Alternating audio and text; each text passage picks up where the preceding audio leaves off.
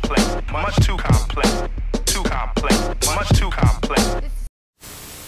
Welcome back to the BlackTrack, where I do commentary and review on movies with an all-black cast, or at least a black lead. Around 1985, a new drug hit the inner city streets, commonly referred to as crack cocaine. Crack was the free-based form of cocaine. They gave the user a short and intense high, and could be had for much less money than pure cocaine. This influx of drugs and the ability to make money led to an increase in crime and the uprise of drug kingpins in impoverished black neighborhoods.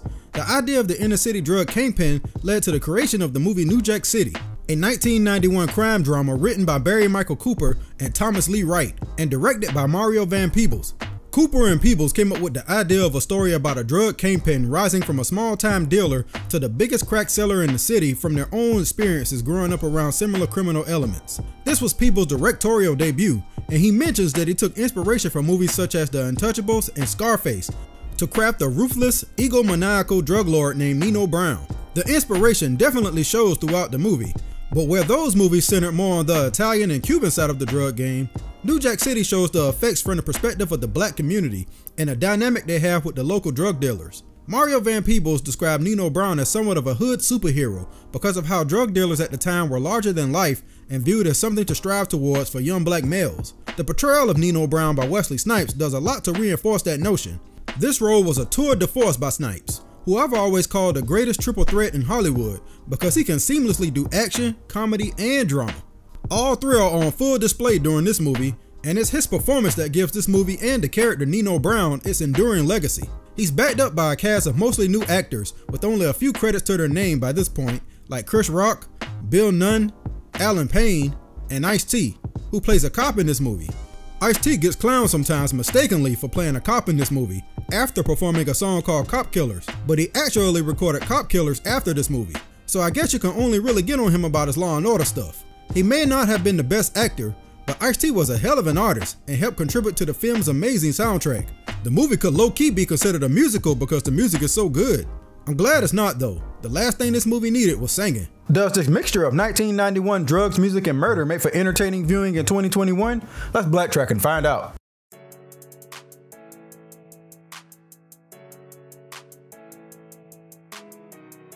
At the beginning of the movie, we get introduced to Officer Appleton here, who's played by Ice-T, and he's trying to convince Pookie here, played by Chris Rock, that he's totally not a cop. Yes, I'd like to buy 2 drugs, please. Pookie here isn't really buying it, but it doesn't really matter whether he does or not, because Pookie has no intention of going through with the deal.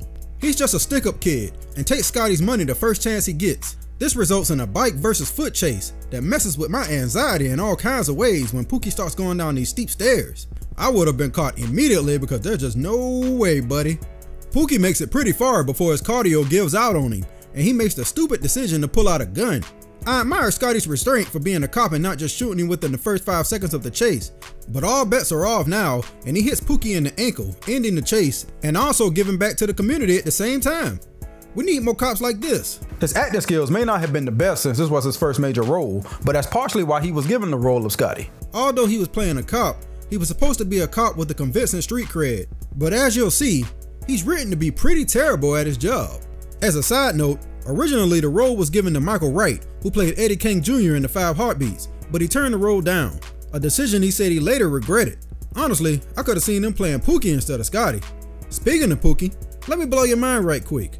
Originally, Martin Lawrence came into the audition for Pookie and killed it. Chris Rock came in after him and auditioned, but bombed terribly. Unfortunately, Martin Lawrence's mentor, Robin Harris from House Party fame, died before filming, and it negatively affected Lawrence, so he dropped out of the role.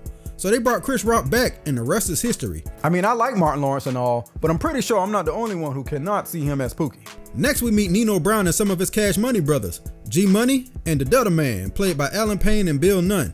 These boys are straight OG in it, and no, that doesn't stand for original gangster in this case. It stands for over gold because goddamn, look at all those chains. I know they had to be heavy. G Money fills Nino in on a new product hitting the streets that's driving the people crazy, and at first Nino isn't impressed until G Money fills him in on the effects it has on the customers. It almost sounds like G Money has been sampling it himself, and the Dutter Man has some feelings about that. Yo man, you know the rules. Us brothers don't be getting high. Shut the fuck up, man. They just tried to call you a non-talking bastard. Sounds to me like Bill Nunn should have stayed at Mission College a little longer. He'll get there eventually. Nino has an idea to start a massive empire, but he can't do it all by himself, so he enlists the help of his girlfriend Selena's brother, Mr. Kareem Akbar. He's that Al B. Shore looking brother here played by Christopher Williams, an R&B singer who sang the song Dreaming on the soundtrack. Kareem is there to introduce and set up the new computer system the CMB is going to use for their new business venture, so they already off to a high-tech start. This movie was way ahead of its time for stuff like this, because who would have even thought about or even had the balls to do bookkeeping for a drug empire? My favorite part of this scene is the subtle ways it shows that Nino Brown doesn't trust anything or anybody. He casually frisks Kareem and even checks the phone for bugs without the movie or anybody in the room drawing attention to it. Wesley is just great at every little detail. Wesley Snipes said he prepared for the role of Nino Brown by hanging around real drug dealers for about 2 months. He said he saw some of everything, but that it greatly prepared him for the role. Most of the people on the cast said that Wesley Snipes came across like a well-read scholar, so you know he played the hell out of this role because he is nothing like Nino Brown in real life. CMB comes up with the idea of taking over an entire apartment block. An incredibly far-fetched idea that somehow works once they kill the local drug dealer who runs the territory and threaten the landlord of the building by parading him butt naked down the street until he agrees to sign it over. I know for a fact it's not that easy in reality, but I'll let the movie have it because it's just so over the top. Forget a crack house, it's a crack complex. Every time I watch this movie, I see the name Vanessa Williams in the credits and I'm like, Vanessa Williams where? I don't see her. I mean, Nino's girlfriend kinda looks like Vanessa Williams, but that's not her. Well, that's because the actress that plays CMB's ride or die female Keisha is actually named Vanessa Williams too. Throws me off every time. We get probably the best musical montage I've ever covered on the BlackTrack as we see CMB taking over and setting up shop in the Carter building. It's a surreal scene where we see them outright kick in people's doors and shoot people who protest while they repurpose the building for their new Amazon-like warehouse. It's either become a customer or a hostage in your own home. That's some scary stuff. The movie jumps forward 3 years and things have gotten so bad that Detective Stone here, played by Mario Van Peebles, has to put together a task force to take down Nino Brown and CMB. He needs a couple of New Jack cops for this New Jack City, so he goes to Scotty and this other cop named Peretti, played by Judd Nelson. They don't get along at all, and it's not really explained why. I guess they just needed them to have a conflict to show the difference between how white cops view the drug epidemic versus black cops. He's only 3 years into his empire, but apparently Nino Brown has already forgotten where he came from. He used to get a supply from the Italians, but instead opted to start getting it from the Cubans instead. This cutting the white man out of the drug empire was intentional by the writer and director. They wanted to show a drug empire that was completely ran by black and brown people, which wasn't the norm in movies up until this point. Once again, it's the little subtle undertones for me, with Wesley Snipes eating a banana during this entire conversation, because you just know that's how the guy Frankie views him. He even calls him a cash money monkey at one point. Scotty could probably get to Nino quicker if he didn't spend so much time feeling sorry for himself for shooting Pookie and blaming himself for turning him into a crackhead. I'm struggling with this leap in logic anyway. You didn't think to check on the kid you shot for 3 whole years and only care now because you see he's become a crackhead? That's like ignoring the fact that your gums have been black for years because you don't brush your teeth and only caring once your teeth start falling out. And don't give me a line about him not being able to find him, because he tracks him down immediately to this shelter and stops him from beating on this other junkie. He almost blows Scotty cover and everything until Scotty threatens to shoot him, again. Chris Rock's performance here is surprisingly believable. You would have thought he was a crackhead himself with this delivery. Come on, man, don't hurt me, man. Shut up. I know I was wrong being on that girl, man, but this crack shit, man, it's got me, man. I don't got no control over it, man. I try to kick, man. That shit just be calling me, man. Be calling me, man. I just gotta go to it. Now imagine for a second Martin Lawrence in that same scene. You don't have to say it. I can already see the hell nah in your face. There's a hell of a detour here to show Pookie going through rehab, and I actually feel like this slows the pacing down a little bit. I don't have a huge problem with it, but as you will see later, I wish the payoff for this recovery was stretched a little longer than the movie allowed. In the history of bad ideas, Scotty comes up with the baddest of them all by allowing Pookie to get a job at CMB.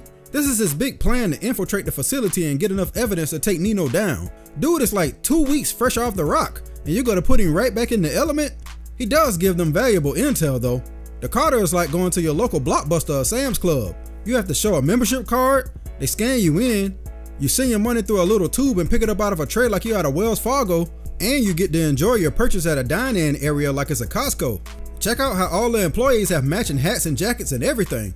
It's like a Walmart in here. Hey, call me what you want, but it seems a lot safer working here than being out on them streets. I wonder what the benefits package is like. Hell, I'd apply. I worked in worse places. You know how you killed the mystique of your badass drug dealer? Have him dancing awkwardly at the club. I would have left this scene out. Hey, is that Kelly Rowland?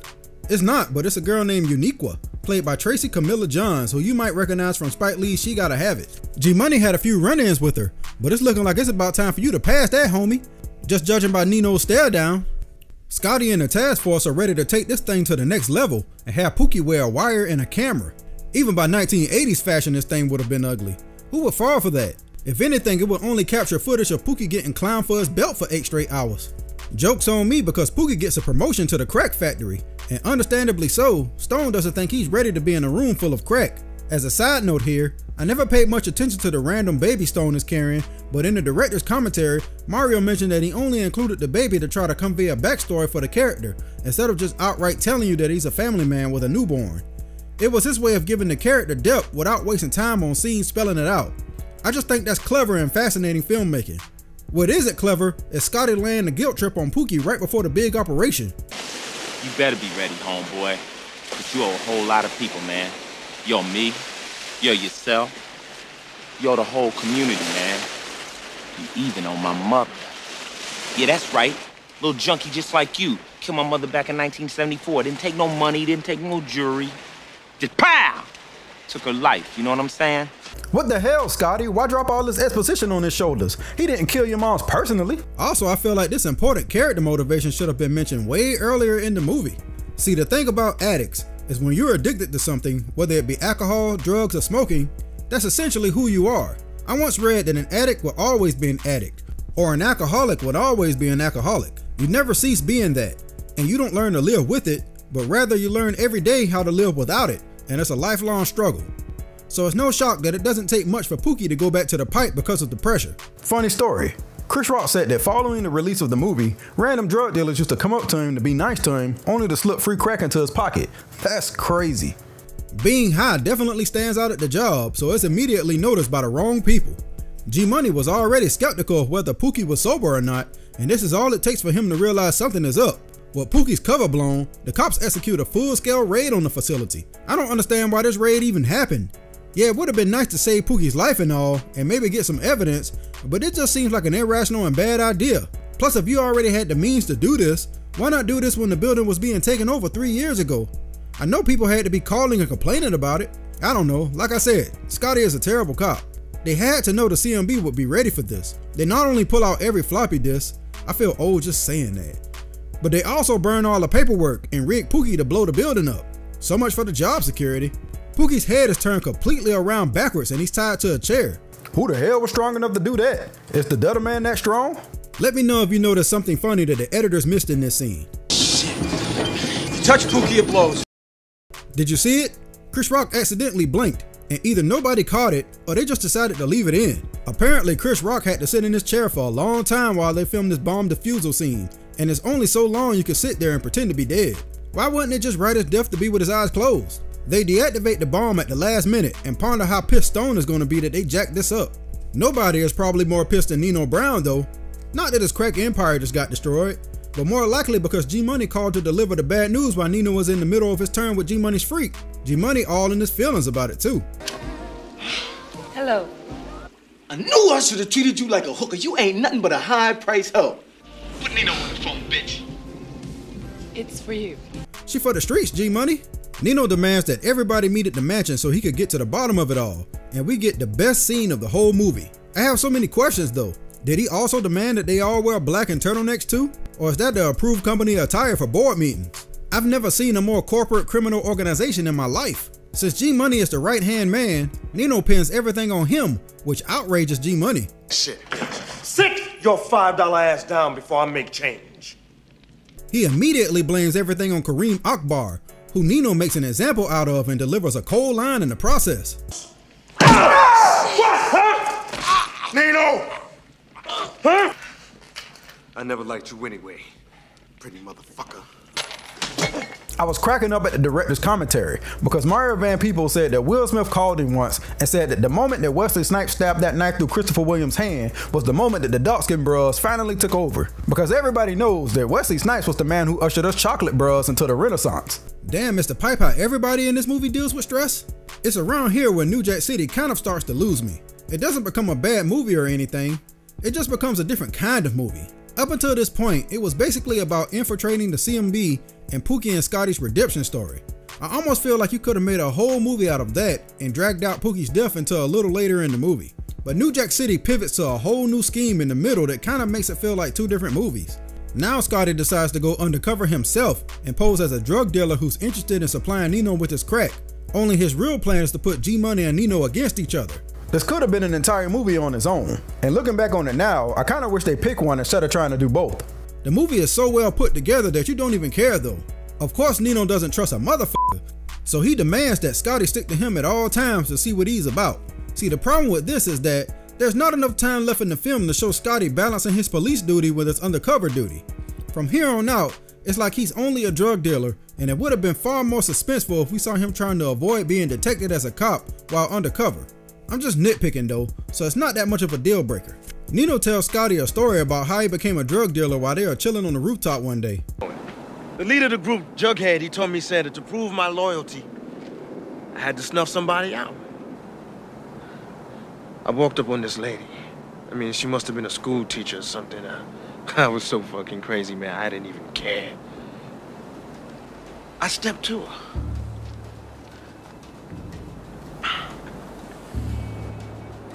The story sounds eerily familiar, but Scotty doesn't really react to it. Why? I was like business fight. Wasn't personal. My brother, it's always business. Never personal. The writer of New Jack City said that he was interested in exploring a story about Nino Brown's origins, but could never really get it off the ground. I'd be interested in that if it was done right. Even though his brick and mortar store was destroyed, Nino was still about his community outreach. He passes out money to the neighborhood kids, and even Ashford and Simpson get in on the money train. This old man, who has the most balls of anybody in the movie, confronts Nino about his misdeeds and takes a beatdown for his trouble. For as much screen time as this guy gets, they don't even bother to give him a name.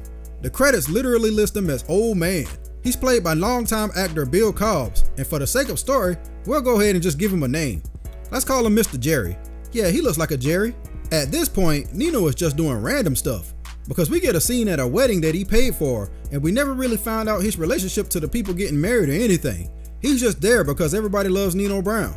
This is one of those things I was talking about earlier when I mentioned that you run out of time to really flesh things out. This scene really exists so that the Italians can get revenge on Nino for cutting them out of his empire. They pose as wedding crew and start shooting the whole place up. Nino gives no fucks about anybody but himself and uses a little girl as a shield while he gets away. That's beyond ruthless right there. Scotty gets a chance to take him out, and I guess he didn't want to create another crackhead because he decides otherwise. Keisha might as well be named Rhonda because she's the realest chick. She runs out there like Leroy Jenkins to try to take out the Italians single-handedly, but her aim is about as good as Delilah's in Dead Presidents cause she ain't hit shit. With Keisha dead and Nino's ruthless nature exposed, Selena decides that she's had enough and wants out. I hope she didn't expect Nino to care. Cancel that bitch. I'll buy another. I'm guessing the Italians didn't expect retaliation because they do absolutely nothing to follow up or even try to lay low for a few days and are immediately taken out by masked gunmen working for Nino.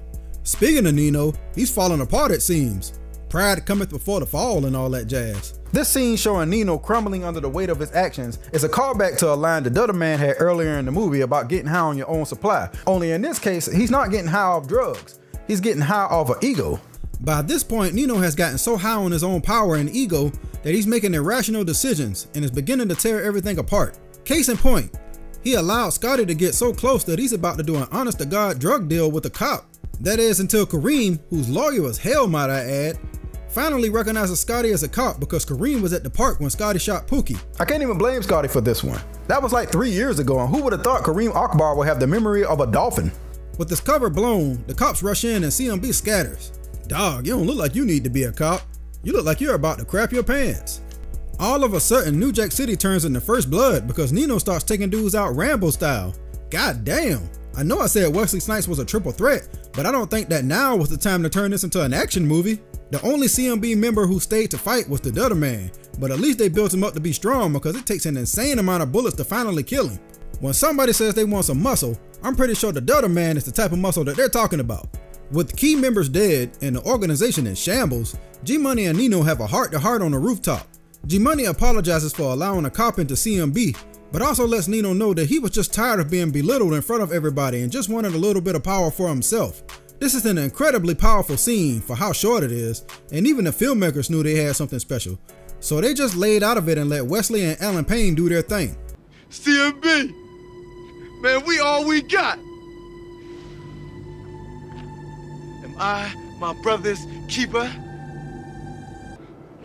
Yes, I am. I guess the majority of CMB's security was at the drug deal because Scotty and Peretti decided to just storm right into Nino's apartment and take him in themselves. To hell with the police work, it obviously wasn't working. Scotty finally gets his hands on Nino and man, he beats his ass. All while delivering commentary at that. How the hell you gonna wear this and sell poison to our people? You ain't shit! Nice touch throwing Nino down on all that symbolism. We even find out why he hates Nino so much. That teacher you killed, that was my mother! I'm a little mixed on that reveal. I know they mentioned it multiple times earlier in the movie, but I wonder at what exact moment did he know that Nino Brown was the person who actually did it? Plus, that kind of character motivation would have been important, say, in the beginning of the movie, and not at the very end. Regardless of how I feel about it, for Scotty Appleton, this ain't business, bitch. This is personal. For such a high-profile case, they don't throw much at Nino during the trial. Their star witness is his girlfriend Selena, and all she basically says is that yes, Nino was the head of the CMB, but we already knew that. This is pretty dumb on the prosecution's part, because either she didn't tell them, or they must have forgot that Selena and her brother helped set Nino up for business in the first place. I'll tell you who didn't forget. Nino Brown didn't forget, and he promptly takes a deal where he implicates Kareem Akbar, which once again, this is one loyal motherfucker. Why you still sitting in court with this dude, man? You almost lost a hand for God's sakes. This confession gets Nino only 1 year in prison, which set Scotty off. I should have killed you myself, bitch. See, that's the difference between you and me. Don't get mad, Tito. It's the law. Nino gives a speech to the media like he just won the presidential primaries or something. I don't know what platform he ran on, but whatever wing it is, Mr. Jerry here is definitely on the opposite side of that bird. He pulls out a gun and slow motion shoots Nino Brown dead in the chest. Arrest me, I don't give a f***. Nino Brown laying at the bottom of the courtroom stairs kind of looks like an old Greek or fresco painting, and that's on purpose because New Jack City was considered to be kind of like a hood Greek tragedy. Hold up though. How did Mr. Jerry even get a gun into the courthouse? I don't know where y'all live, but you can't just enter a courthouse where I'm from without going through tons of security. Sounds like an inside job to me. Maybe Scotty ain't the terrible cop I thought he was. Nah, he definitely is.